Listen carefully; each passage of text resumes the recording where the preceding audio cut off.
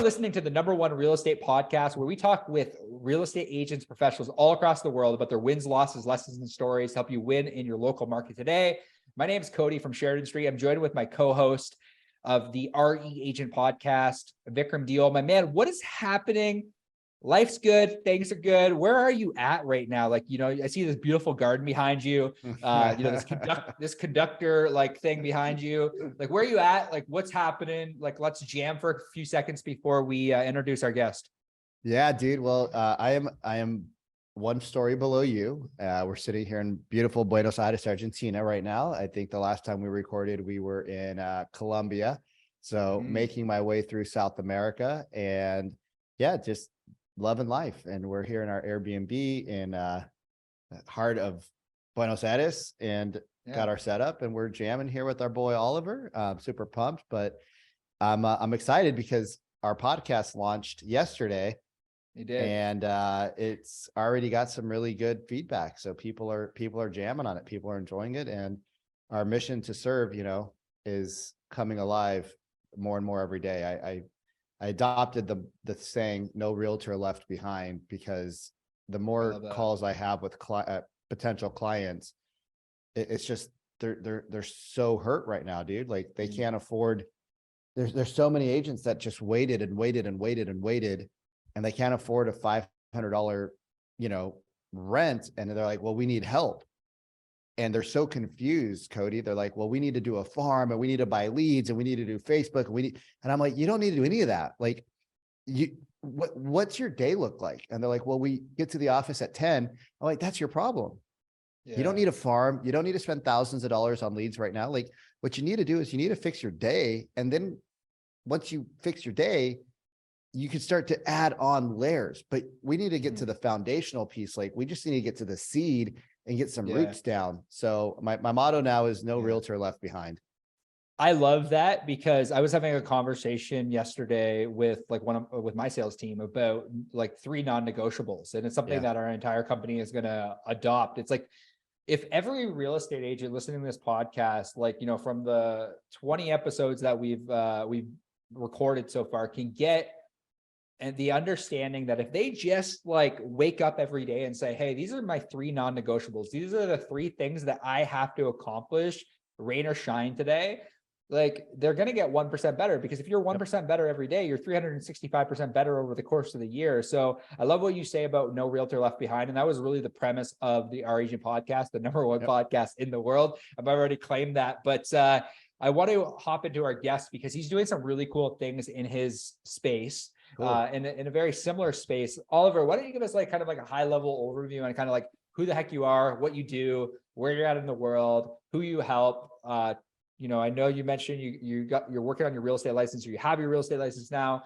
I'm just curious to kind of give our viewers and the people that might not know who you are, what you do, and kind of why you decided to get into this space.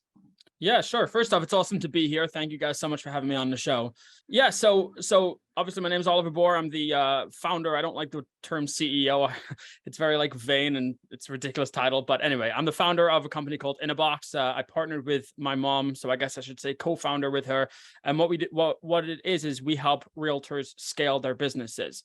A lot of what I was finding was it's a little bit difficult to pinpoint one individual thing that needs to happen for realtors, generally speaking, to kind of take their business to the next level. So obviously, before you could scale your business, you need to grow your business. You need to kind of have these systems in place to be able to go from point A to point B. And as Vikram was mentioning earlier, is a lot of agents right now, they're just confused. And so before you even start talking about a solution, right? What do? I go to the office at 10 o'clock in the morning. Yeah, exactly. That's your first problem. But it's even deeper than that. What do you do when you get to the office? Now, if my experience is going to teach me anything, probably if you're speaking to about 95% of agents, they go to the office and they basically just mess around doing with things that I don't know, what tasks do I kind of have today? Let me sit on my computer, think about, maybe I'll do a little bit of this here. Okay, so I make a social media post. Now I got some time. I'm not in the mood to do a story, so maybe I'll do a reel today. There's no structure to it. And a lot of the problem that I was finding was, there's kind of a few problems. Number one is the barrier of entry for real estate is, generally speaking, so low. Yep. And so I find that there's 2 kinds of people typically become realtors. One of them are people who are really shrewd business people who see this as a fantastic opportunity, want to make a ton of money, want to do really well for themselves, change their lives, their family lives, whatever it is. And then they go and get their license because it's almost like a fast track to entrepreneurship. Another group of people are people who aren't really so sure what's going on in their life, like kind of messing around. They don't really have any of these professional skills necessarily per se yet.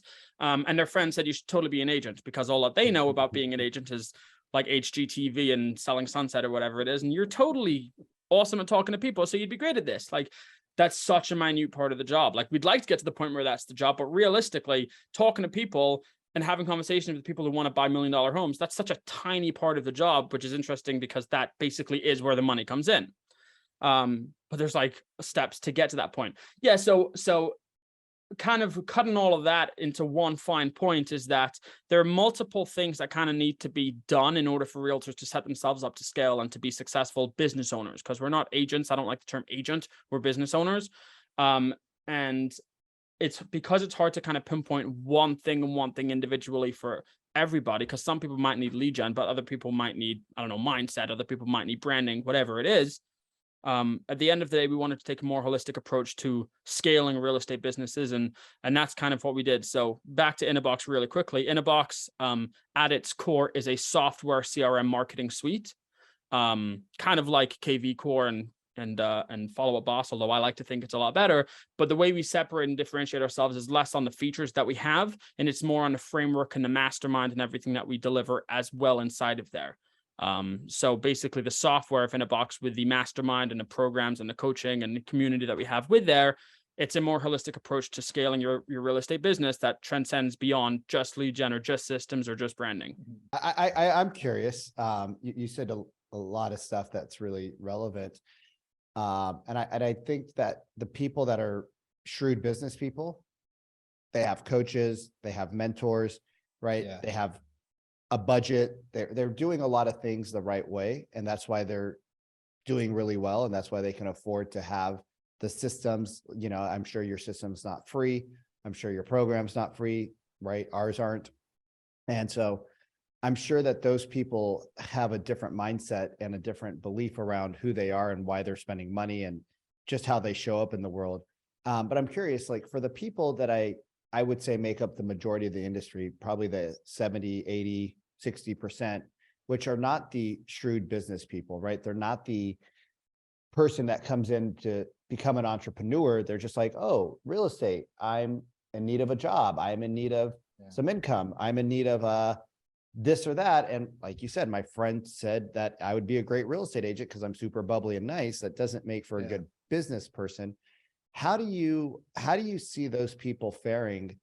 And how do we help them become successful? Because I think that's the people who are really struggling right now. That's an excellent question. I think that the first thing that needs to happen is, and again, let me just preface, because anybody listening to this who's going to think that I'm going to try to angle my answer to, you need to just pay for a program anyway. That's not what I'm going to say here. So the first thing that needs to happen is you need to start thinking like one of these shrewd, savvy business people. So if you're in your head thinking I can't afford a coach because I have no money, that's one thing. But if you're in your head saying I don't need a coach, that's a whole other thing. So Serena Williams has a coach, right? Michael Jordan had a coach. Right? Steph Curry has a coach. Steph Curry goes to the gym and he shoots free throws. Why are you shooting free throws, buddy? You're shooting like, I don't know, freaking 96% from the line, but you need a coach. And in order to be a top producer, don't be so damn arrogant and think that you don't need somebody else's assistance. Now, here's where the challenge comes in. There's so many gurus and people who are not worth a grain of salt who are basically calling themselves gurus because they, I don't know, went to one of Tom Ferry's free 50-minute masterclasses and then decided to sell it as a $10,000 course. That's what you're up against, which is why people like ourselves do things like not only create this podcast to show actual value, but create free webinars, free challenges, and overload with value to do one thing and one thing only, to show you that we are worth basically the value of the price that we kind of put on ourselves. We're worth that. So I do strongly believe that people shouldn't just throw money at coaches saying, fix my problems and make everything go away. I strongly believe that that shouldn't be the case. I think the first step is to recognize that you're not above coaching and nobody's above coaching. So get over yourself if you do think so. The second thing is find people like any of the three of us and any of the other magnificent coaches out there, that our job every single day when we wake up is, how do I provide value to as many people as possible to show that I am legitimate and I am credible and I can really help you with your life and with your business, and let me go all in on that person. So like, for example, I'm going to be running a free 5-day challenge in 3 days.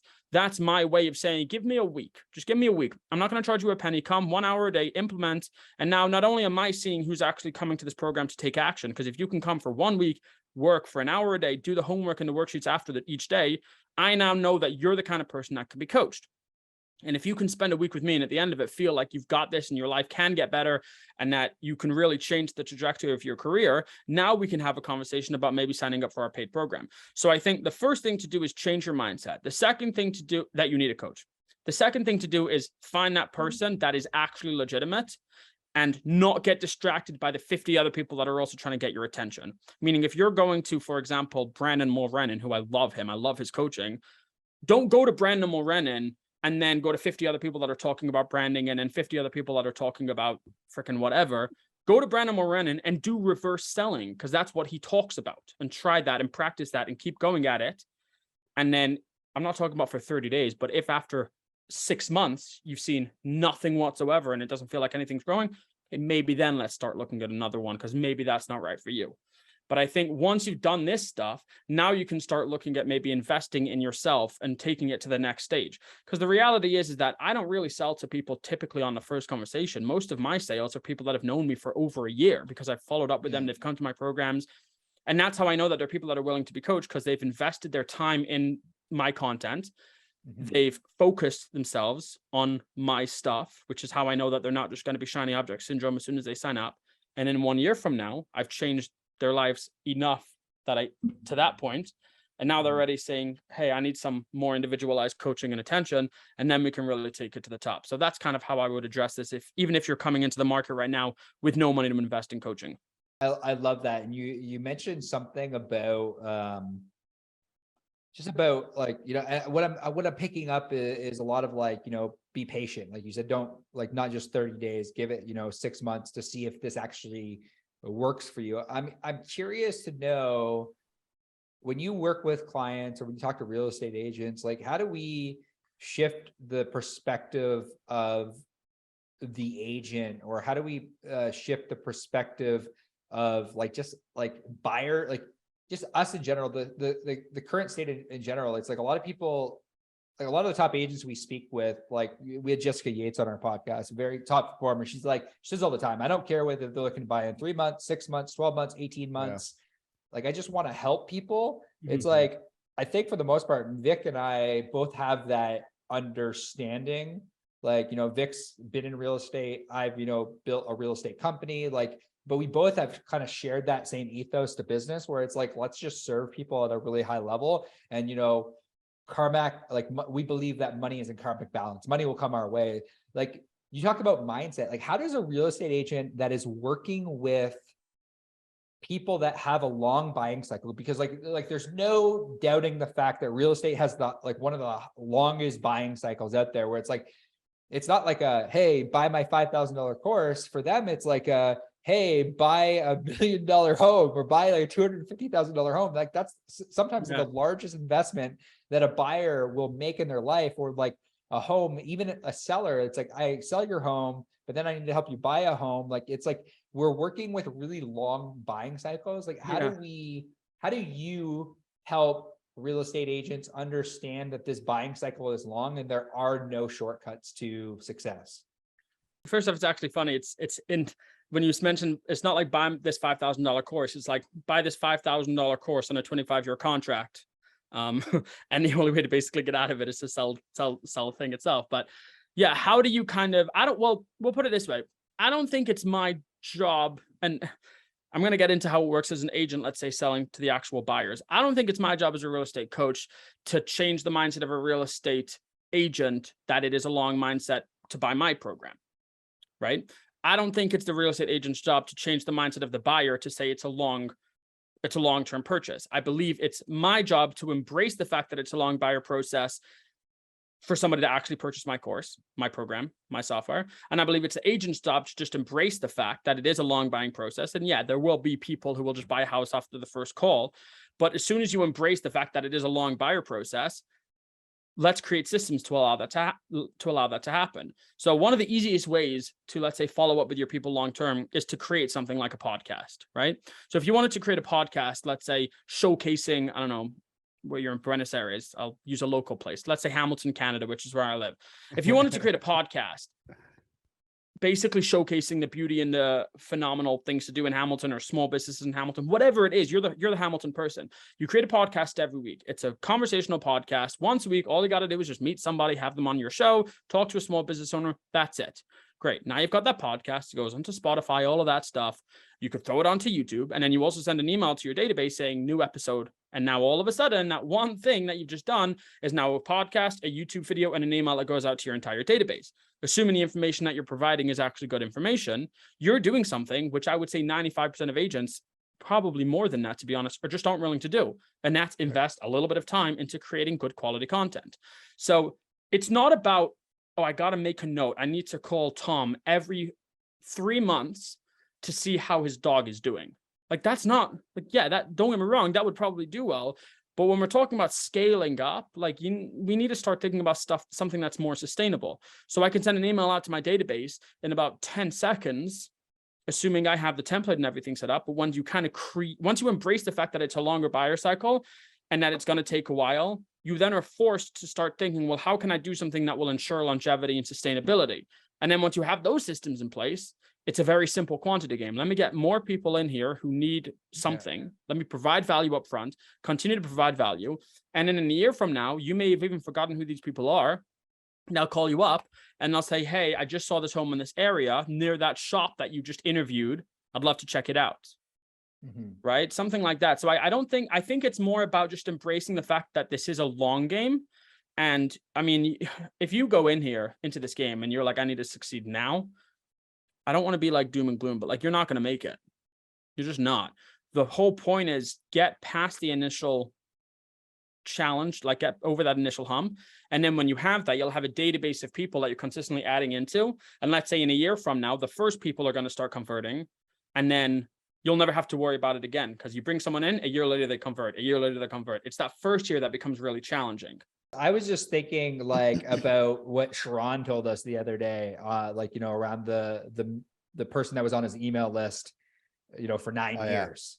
Yeah. Like, you know, 9 years ends up being like massive investor, you know, millions of dollars. And it was from a person that was on his email list that consumed his content 9 years ago. I just think that like, exactly what you said, Oliver, like the long-term focus, it's like we need the short-term inputs, but oftentimes, like Sharon talks about this often, and me and Sharon had conversations about this, and we publicly talked about this around like how we need to find now buyers, but we also need to find referral buyers, and we also need to find pipeline buyers. It's like they're all important in order to create that holistic business. So I like the way that you explained it in the sense of like, there is that delayed gratification that is required in order to create the scale in the business. But I think a lot of people just aren't willing to put in the work. Not even that they're not willing to put in the work. They just don't know what to do. So like, I'm really, yeah. Go ahead, Vic.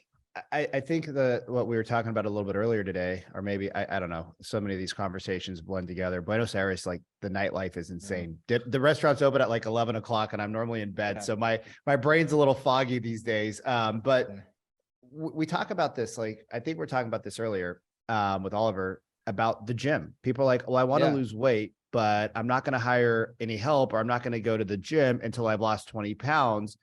And it's like, well, if you knew how to do it, right? Like we know what we need to do. We need to make our calls. We need to have conversations. We need to make our social stuff. We need to make content, right, Oliver? Like you're spot on. Like create one piece of content that you can repurpose that never dies and that will bring your brand to scale. Yeah.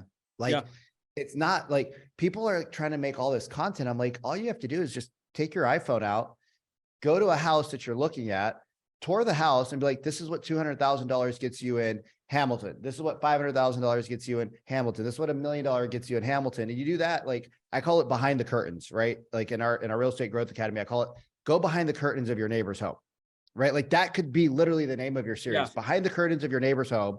You guys steal it, take it, tag me. I'll like it. I'll comment to give you some free publicity. And that will get you a ton of traffic because the algorithms love the local. But I understand what you're saying. Like, you know, when we started the Growth Academy last year, Cody and I had like big plans that it'd be a lot bigger than what it was right now. And like, we've had great success, but we've also had a lot of big failures. And it's like, we're not going to go away from it. Like, we're going to still keep hammering. We're going to still keep pivoting. We're going to still keep hammering, still keep pivoting, still keep hammering. And that's just like, I'm not a quitter, but how do we get the people that are listening to the program that are like, I'm going to try, like I was talking to this girl that I went on a couple of dates with, and she got a real estate license. And her exact words were, I'm going to try this out for 3 months. And if it doesn't work, I'm going to go get a job. And I'm like, do you know the real estate cycle is at least 6 months when you're brand new? She's like, well, I don't have enough money for 6 months, so I'm going to try it for 3. And I was like, what are you doing? And I tried to give her some, advice. And she was like, well, my broker told me just to go tour homes all day long. And I was like, that's a horrible idea. Like you have no clients. Like, what do you need to know about homes? You've already been in $10 million homes. Like your friends are rich. You've seen houses. She's like, but I've never seen them as a realtor. So how do we get people to think when they show up in the industry that is so easy to get into? How do we let them know that the first year is going to suck ass? Yeah. And you're going to have to fucking work your face off. And you might make, if you're lucky, you might make 50 grand, but then you learn the skills, you learn the mindset. Like, how do you install that, Oliver, into the people who come in thinking it's going to be super easy and I'm going to make a shitload of money and I'm going to just crush it? Like, how do you install that into the world? Got you. Okay. So I like the fact that you both kind of challenged me in a similar way. And I like the fact that you're challenged in this way. So Cody, you kind of briefly mentioned like short-term, middle term, and like long-term success, right? To separate those two things. And I think it's important not to conflate them, because there are things that you can do to generate short-term success that I don't want to say they won't work long-term, but sure, let's say won't work long-term. And the things that are going to work long-term, they're not designed to work short-term. So I think if you're speaking to somebody who's coming into the market, I think one of the challenges is to say to someone, it's a lot harder than you think. And then they'll go, okay, fine. Yeah, no, I know that, but like, I'm very talented. Like, so I'll be okay. That's the first thing. So the second problem is if you say, like, if you go the other way and say like, it's not going to happen because it's really difficult, or it's just not going to happen because it just doesn't happen, then I'll go in their head. They go, well, it happened to this person, and I'll pull some random person out of their head and be like, so therefore it can happen to me. I think to actually provide strategies for short-term success, if they're willing to do those things, then they might be successful in the short term, right? Like, for example, calling FSBOs. If you want to call for sale by owners every single day and get no's and get rejected and stuff like that, if you're willing to do that, sure, you could be successful short term 100%. I would then also say, in order to guarantee long-term success, you kind of need I don't know, saying get out of that cycle, but you need to do something that's also more sustainable, because you can't basically live for the rest of your life just calling FSBOs and never stopping. But for sure, for the next few years or something like that, yeah, call FSBOs. It works, and it's foolproof, right? I always say one of the reasons that people like running ads is because ads will handle rejections for them. You don't have to get rejected. Instead, people just won't click on your ad. That's fine. But the reality is that I can call, let's say, 10 people in 1 hour and speak to 6 of them, and it won't cost me a penny. I can run an ad and it might cost me $15 to get the phone numbers of 6 people that I'll try to call them and then they won't answer. So that'll cost me $60, let's say, or I don't remember exactly what the numbers I just used were, but that'll cost you money. They might not even answer the phone in the first place. Like, it's definitely a better use of your money if you're starting out to just call people. So I think that if I'm speaking to an agent who's starting out, I'd say, great, yeah, absolutely, you can do it. Listen, I can't promise 3 months, but I'll tell you what, if you're willing to call this many people and even go through the process, because we have a process that we follow, which is actually loosely based off of Brendan Morenan's process for calling FSBOs, and it works and it's great. But if I'm going to tell you this and you're like, no, I'm not into cold calling, it's like, okay, Okay, so what about a first-time home buyer webinar? We can run this. It's not going to cost you a whole ton. You can even partner with your lender to cover the ad spend, let's say. So you don't even have to pay anything. And here's the slides, stuff like that. And I go, no, I don't know. I'm nervous in front of a room of people. I don't know if I can talk for an hour about first-time home buyers. It's like, okay, so now you're almost like making them confront the reality. It's like, no, there is a method to succeeding, and these are the methods, and I've given them to you. Are you going to do it? And if the answer is no, it's like, listen, what are we doing here?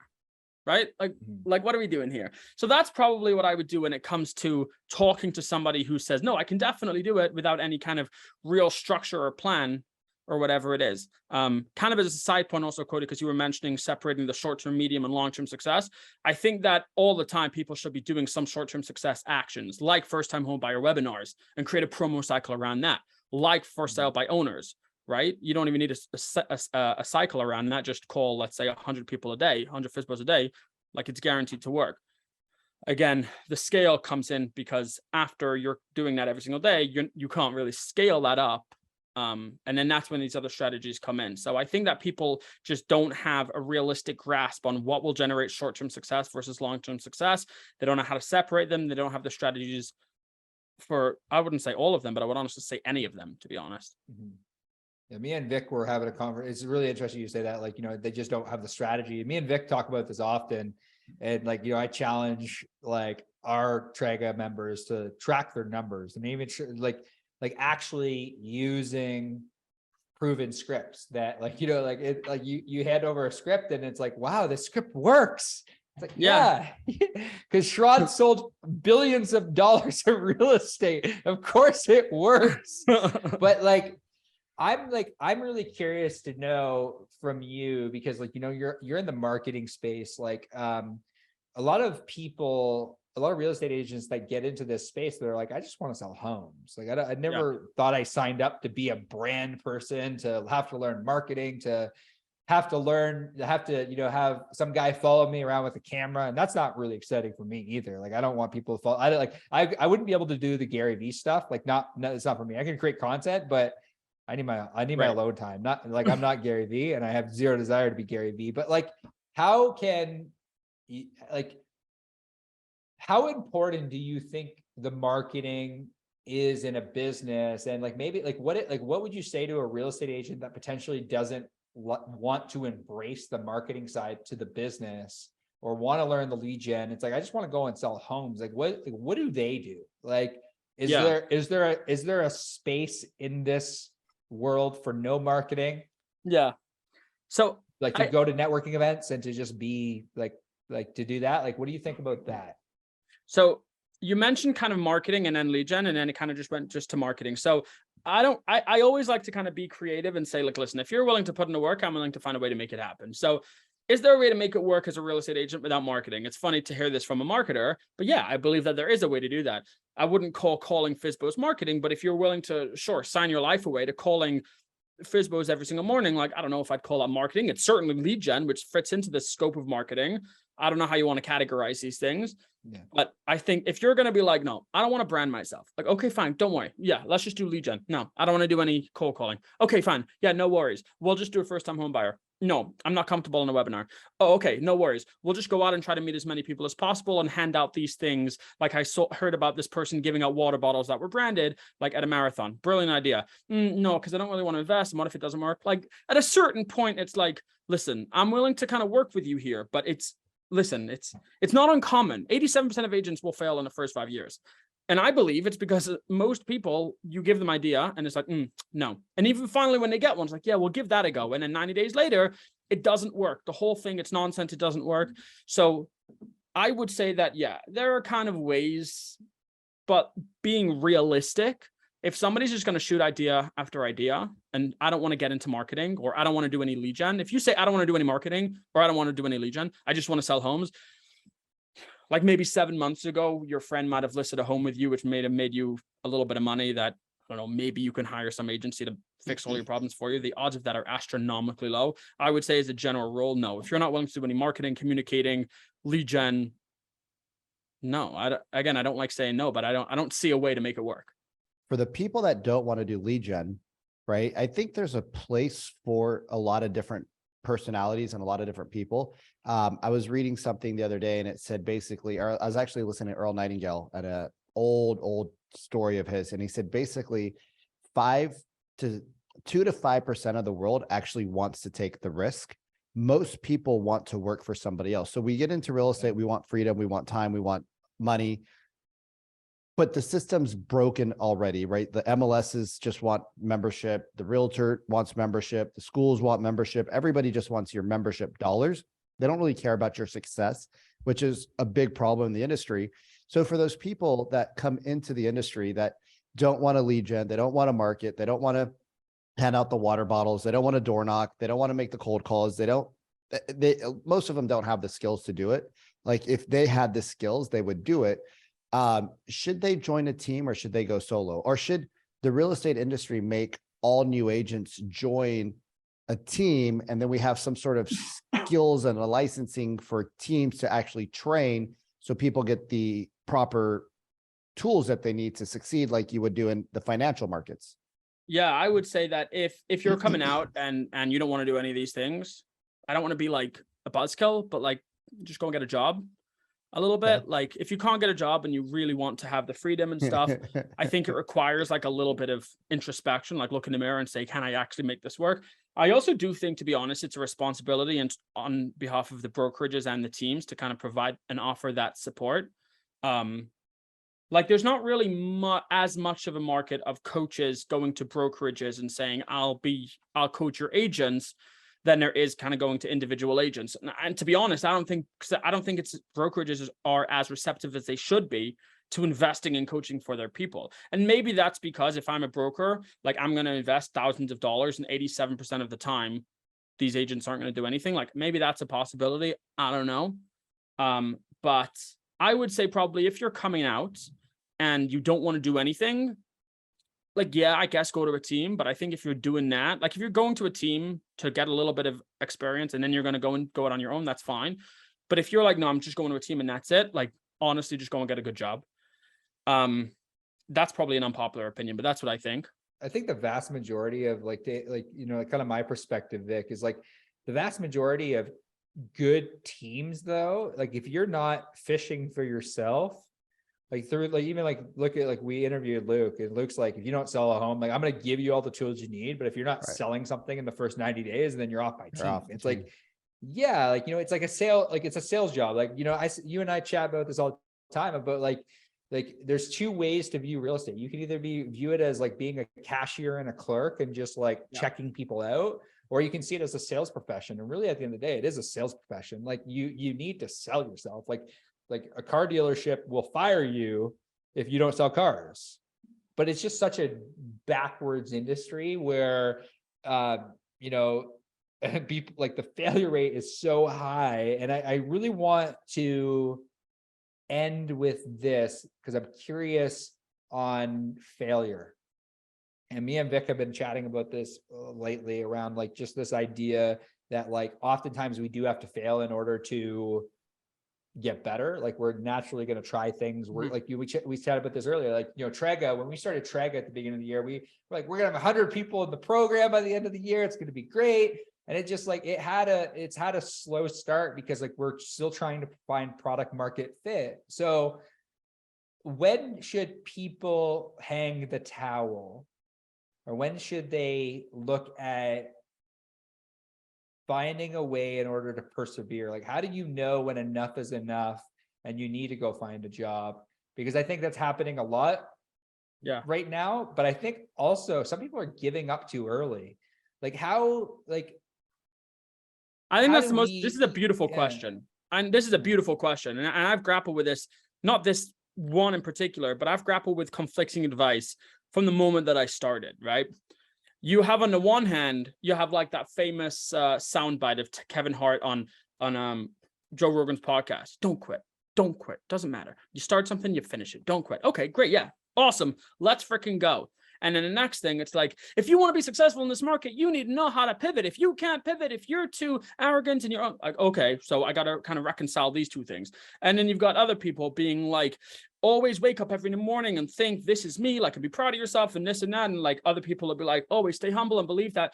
I'm not saying that all of those necessarily are conflicting, but they're certainly not saying the same message. And I think it really goes the same with any advice. Is at the end of the day, your problems are yours, and everybody's advice works for them. And you just got to kind of find the pieces of advice that work the best for you. And so if anybody's going to give you a step-by-step roadmap that's absolutely unequivocally under no circumstances will it fail work for you, I think that's not true. It doesn't really work like that. So again, I would love to say this is how you know. I don't think that there is a way to know. I think at the end of the day, you just have to keep going. But I would say instead of, because I was actually just on a podcast and they asked a similar question. I would say instead of these are the ways to know when it's time to continue or to stop, I would say there are certain exercises that you could give yourself to introspect better.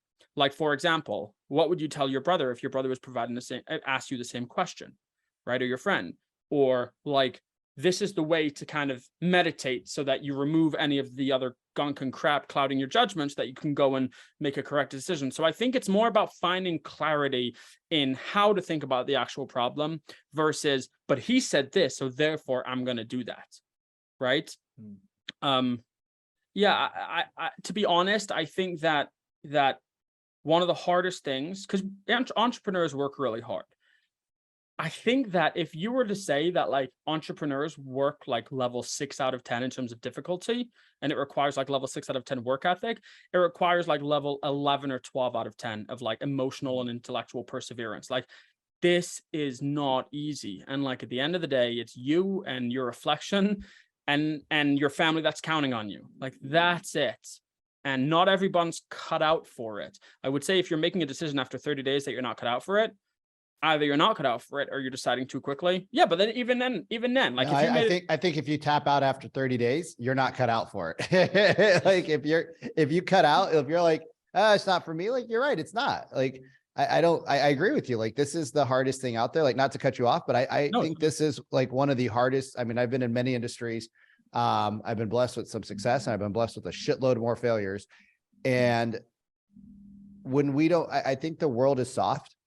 You know, Cody and I talk about it all the time. I think the world's soft. Everybody wants the easy road out, and people, you know, they think it's going to be easy. And when it's hard, they book it. And that's why I believe that every agent should have to start on a team. Like they shouldn't be allowed. I mean, you have to get 2,000 hours to cut hair. I share that ethos as well. I definitely share that ethos. I talked to way too many real estate agents that had they have joined a team before, they probably would have made it in the industry because they would have had the understanding of how to lead gen, how to talk to people, how to script themselves. Because the vast majority of agents just don't know how to talk to people. Well, and they also don't have a budget. I think the biggest challenge is that they don't have enough runway to be successful. So they're always, they come in with scarcity as a mindset instead of abundance, because they're like, I got 90 days, like my friend, you know, or that girl that I dated, she's like, I got 90 days before I'm broke. I'm like, that's not even enough time to, like, even for a brand new agent, like if I were to step into Miami or New York as a seasoned agent, it's still going to take me 45 to 90 days to close my first deal. On average, if it's got a mortgage, 30 days to find a person, 30 days to find them a property, 30 days to close. Like you could speed that up, but you know, it's still going to take you time to get your feet wet. So even if you do it in 45, like, I don't think most people have enough runway.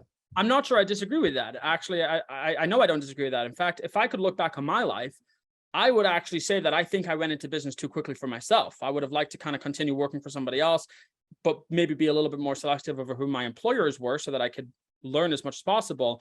Sure. But if I'm going to go into this industry, then to kind of come into this industry of, like, let's say entrepreneurship, or let's say real estate, to come into this industry with the end all to be all that I'm going to be on a team, I don't know if that's the right thing. I think that the patience is required to have the wherewithal and the discipline of mindset, let's say, to say, I'm going to join a team.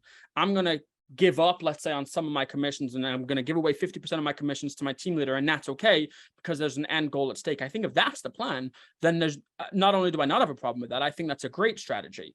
But and maybe I'm not sure if I do disagree with you in this case, maybe I do, but I don't think that somebody should become licensed as an agent so that they can be on somebody else's team until the day that they die. That I certainly don't think. I respect your opinion. Yeah, I think I you know, like that's what's great about life is I think there are people that would do great, like the Redfin model. I think there's people that love that and they do that for 10, 15 years and they love it and they make their money and they help people because they like real estate. And then I think there's other people that, like you said, Oliver, are going to expand out of that and they're going to go like, oh, this was a great model. I learned a lot. Now I'm ready to do it on my own. Or they grow personally. Maybe they go to a Tony Robbins event. Maybe they do some Brendan Burchard. They listen to some of our stuff online and like, you know, this little seed's starting to sprout.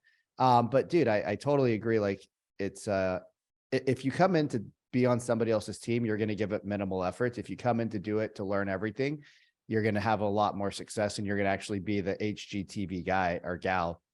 But with that being said, this has been a jam-packed 45 minutes, which went really fast. I love your energy, really bro.